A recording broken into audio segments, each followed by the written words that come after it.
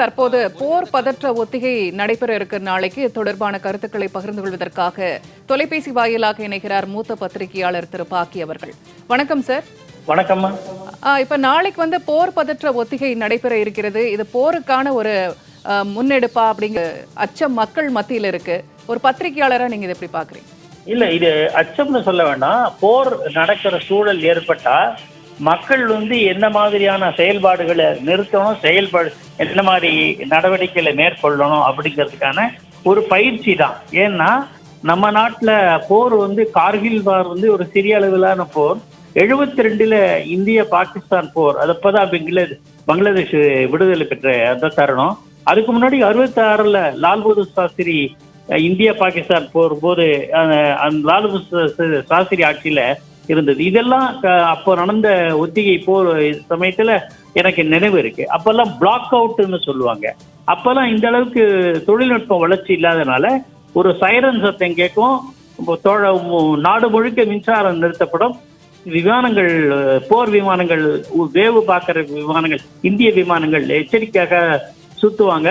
அப்புறம் கொஞ்ச நேரத்துல, குறிப்பிட்ட நேரத்துல மின்சாரம் மறுபடியும் தொடங்கிடும். இதுதான் இயல்பு. இப்போ நவீன டெக்னாலஜிலாம் அதிகமா வளர்ந்துருக்கு. வாகனங்கள் அதிகம், தொழிற்சாலைகள், தொழில்நுட்பங்கள் அதிகம், இரவு பகலாக பணியாற்றும் மக்கள் அதிகம். இந்த சூழல்ல புதிய வகையில இந்த ஒத்திகையை கொண்டு வந்துட்டாங்க. இப்ப தலைமைச் செயலகத்துல என்னெல்லாம் செய்யலாம் அப்படின்னு மாநில அரசு விவாதிச்சுட்டு வருதுன்னு நம்ம தெரிஞ்சுக்கிறோம்.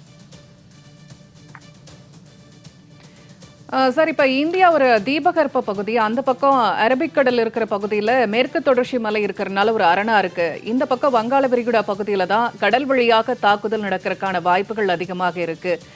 இந்த பக்கம் தான் பாதுகாப்பு அதிகரிக்கணும் அப்படிங்கிற கருத்தை நிறைய பேர் சொல்லிட்டு இருக்காங்க. இது எப்படி நீங்க பாக்குறீங்க? இல்ல, அது எல்லா கடல் பகுதியிலுமே நமக்கு தாக்குதலுக்கு வாய்ப்புகள் அதிகம்.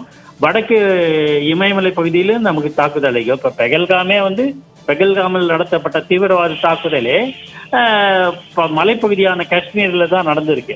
அதனால அது இயல்பு தான். கடலோர பகுதிகளும் கடலோர காவல் படை, கடற்படை போன்ற ரோந்து படைகள்லாம் தீவிரப்படுத்தப்படும். அது எந்த மூலையிலேருந்து எந்த பக்கம் யார் எதிரி வந்தாலும் அதற்கான நடவடிக்கைகள் எடுக்கப்படும். உள்நாட்டுக்குள்ள பொதுமக்கள் இந்த போருக்கு நம்ம எப்படி தயார் செய்து கொள்ள வேண்டும் அப்படிங்கிறதுக்கான ஒத்திகை தான் நாளைக்கு நடக்குது. அப்போ போர் சூழல் ஏற்பட்டால் மக்கள் என்னென்ன செய்யணும்?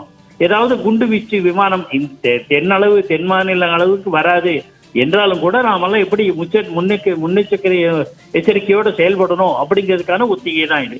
நாடு முழுவதும் அனைத்து மாநிலங்களிலுமே இது அமலுக்கு வருகிறதுனால எல்லா மாநில அரசுகளுமே இது குறித்து விவாதித்து என்ன நடவடிக்கை எடுப்பார்கள் பொறுத்திருந்து பார்க்கணும்.